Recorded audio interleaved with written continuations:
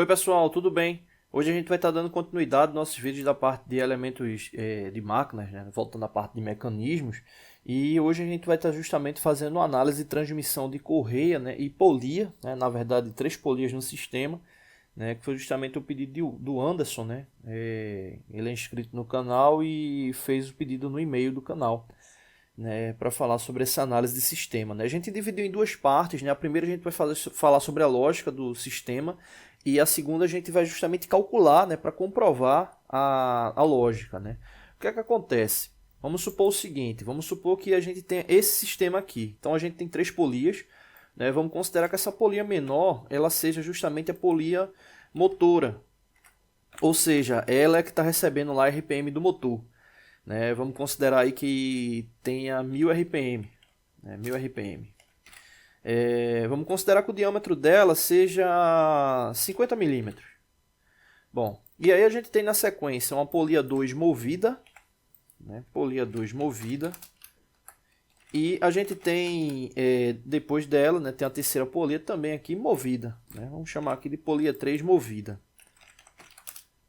O que acontece nesse tipo de sistema, né, que a gente chama normalmente de correia sincronizada, né? Isso é muito comum em sistemas automotivos, né? Até com mais polias, né? Normalmente correia dentada, né? Para fazer esse tipo de transmissão, né? Mas assim em V também funciona, né? Dependendo do tipo de torque que você vai ter.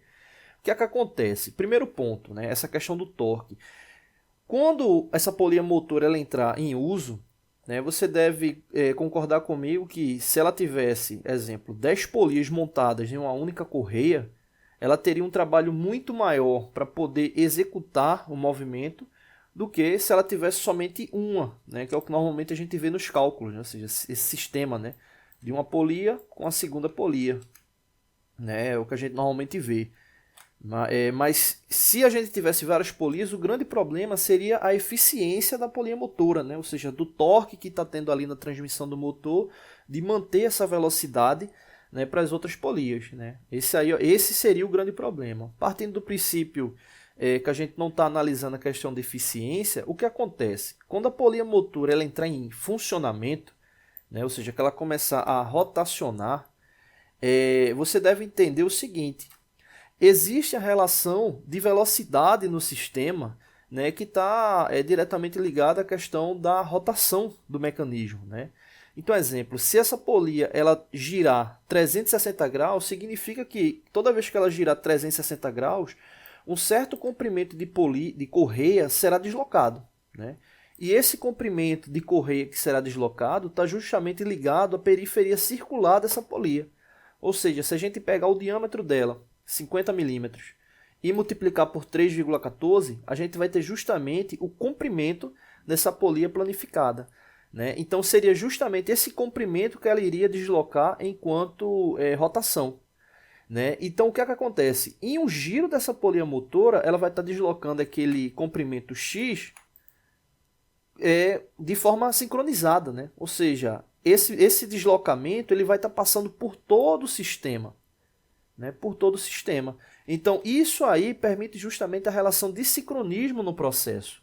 Então, a pergunta era justamente, né, como é que faz o cálculo para chegar a RPM para esse sistema? Né? Eu calculo da primeira para a segunda, depois da segunda para a terceira, né, e volto da terceira para a primeira. Quando você calcular, né, a relação da primeira para a segunda, você já vai ter a relação de sincronismo, que é o que a gente vai estar vendo no próximo vídeo. Né? Então, esse sistema todo ele vai funcionar sincronizado.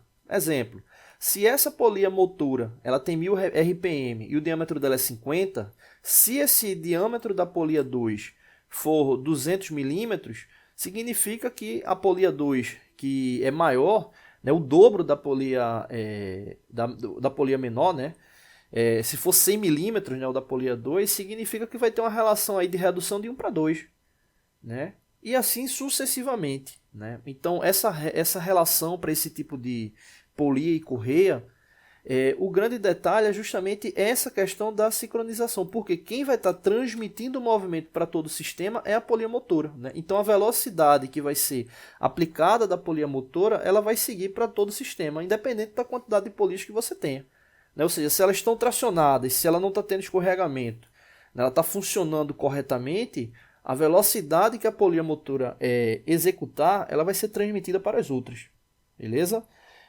No próximo vídeo a gente vai justamente calcular, né, RPM para esse tipo de sistema, tá bom? Não deixe de se inscrever no canal, toda semana tem vídeo novo, valeu!